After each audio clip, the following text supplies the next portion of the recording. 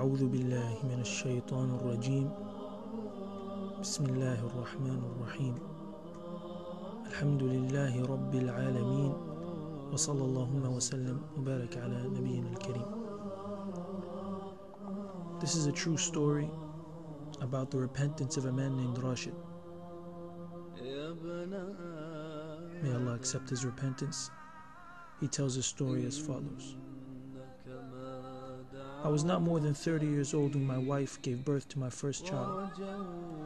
I still remember that night. I had stayed out all night with my friends, as was my habit.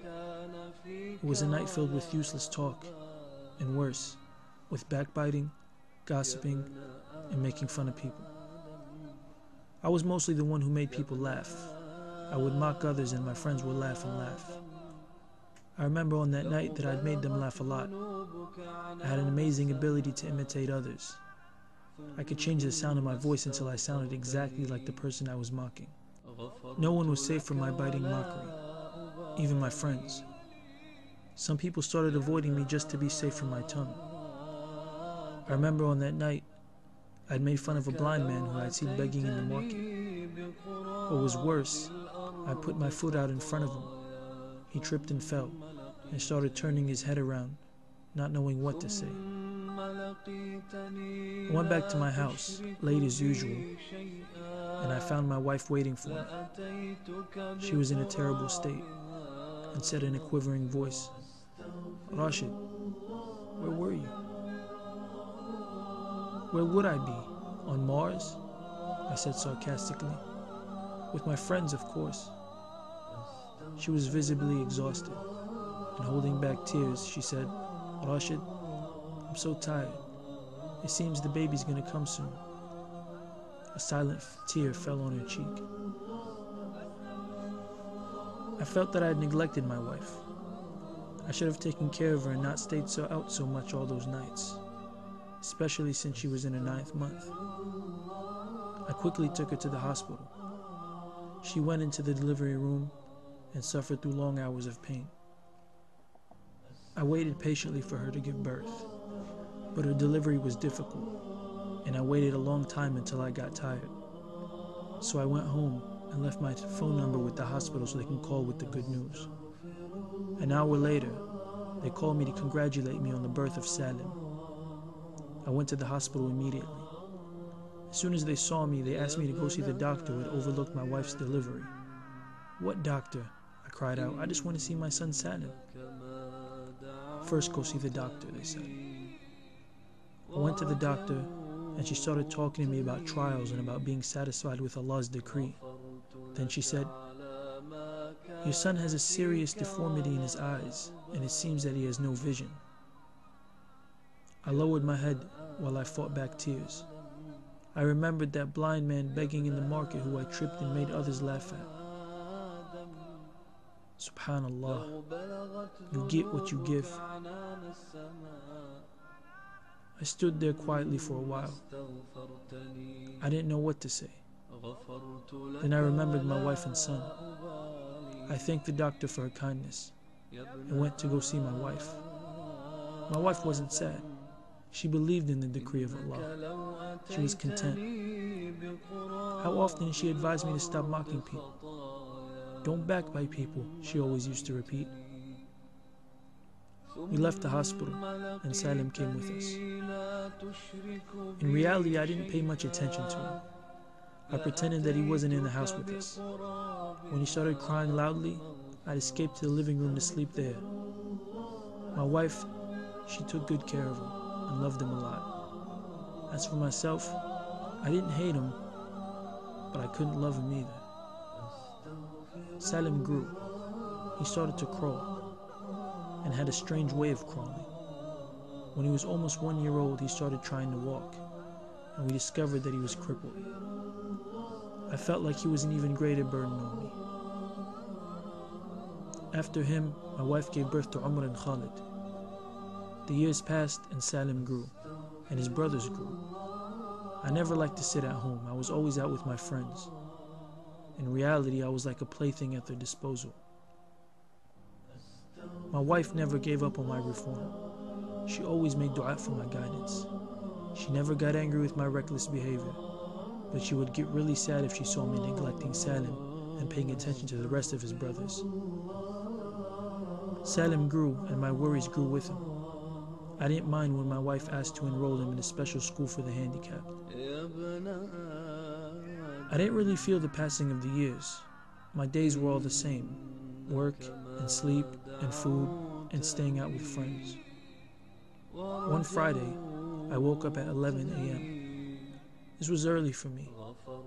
I was invited to a gathering, so I got dressed and perfumed and was about to go out. I passed by our living room and was startled by the sight of Salim. He was crying. This was the first time I had noticed Salim crying since he was a baby. 10 years had passed, and I hadn't paid attention to him. I tried to ignore him now, but I couldn't take it. I heard him calling out to his mother while I was in the room. I turned towards him and went closer. "Salim, why are you crying?" I asked. When he heard my voice, he stopped crying. Then when he realized how close I was, he started feeling around him with his small hands. What was wrong with him? I discovered that he was trying to move away from me. It was as if he was saying, "Now you've decided to notice me? Where have you been for the last 10 years? I followed him. He had gone into his room. At first, he refused to tell me why he'd been crying. I tried to be gentle with him. Salim started to tell me why he'd been crying, while I listened and trembled. You know what the reason was? His brother Umar, the one who used to take him to the masjid, was late. And because it was Jum'ah prayer, Salim was afraid he wouldn't find a place in the first row. He called out to Umar, and he called out to his mother, but nobody answered. So he cried. I sat there looking at the tears flowing from his blind eyes. I couldn't bear the rest of his words. I put my hand over his mouth and said, "Is this why you're crying, Salim?" "Yes," he said. I forgot about my friends.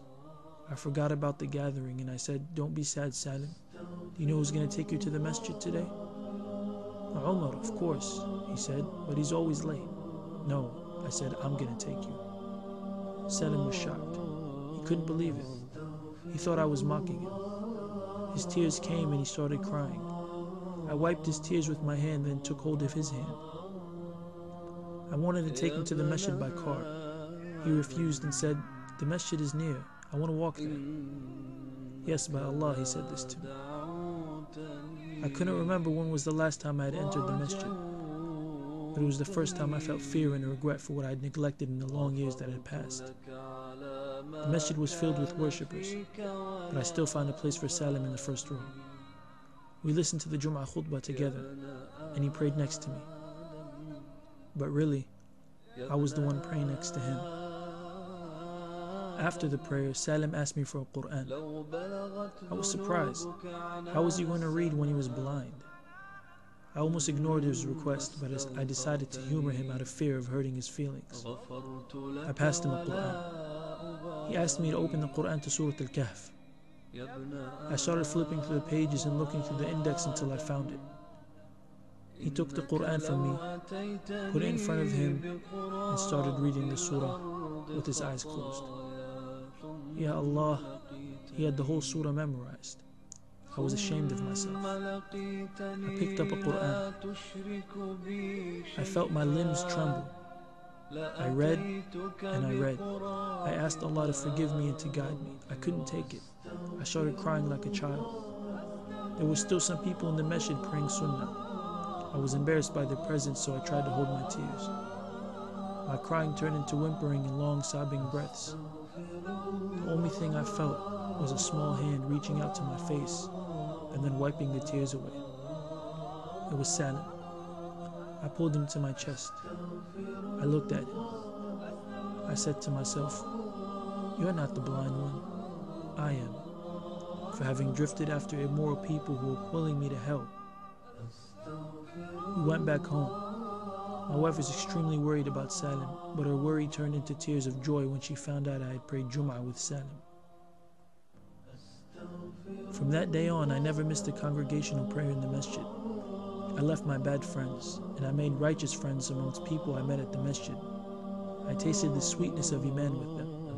I learned things from them that distracted me from this world. I never missed out on gatherings of remembrance or on the witr prayer. I recited the entire Quran several times in 1 month. I moistened my tongue with the remembrance of Allah, that He might forgive my backbiting and mocking of the people. I felt closer to my family. The looks of fear and pity that had occupied my wife's eyes disappeared. A smile now never parted from the face of my son Salim. Anyone who saw him would have felt that he owned the world and everything in it. I praised and thanked Allah a lot for His blessings. One day, my righteous friends decided to go to a faraway location for da'wah.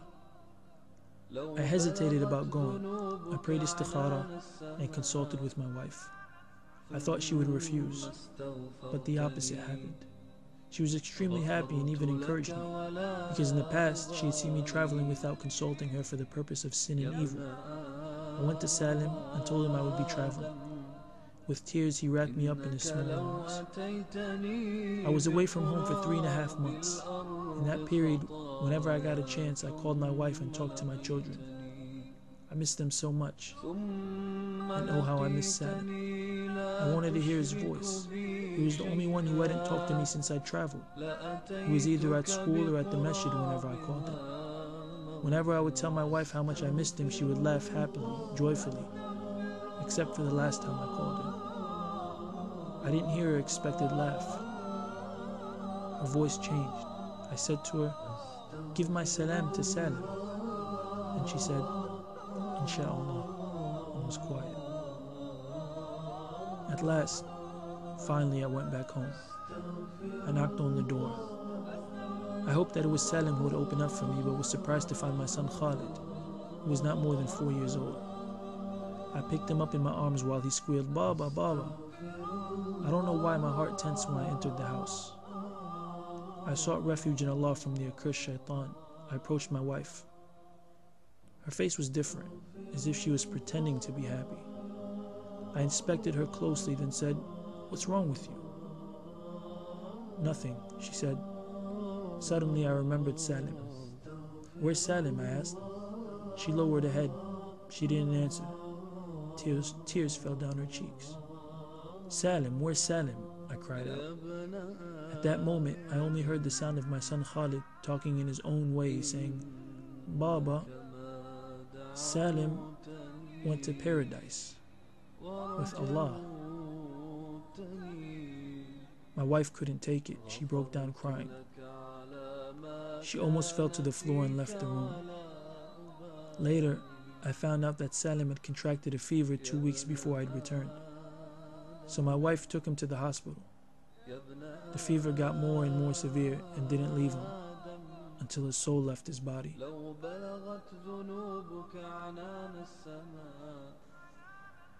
And if this earth tightens in on you in spite of its vastness, and your soul closes in on you because of what it's carrying, call out, "Ya Allah." If solutions run out and paths are constricted, and ropes are cut off, and your hopes are no more, call out, "Ya Allah." Allah wished to guide Salim's father on the hands of Salim before Salim's death. How merciful is Allah.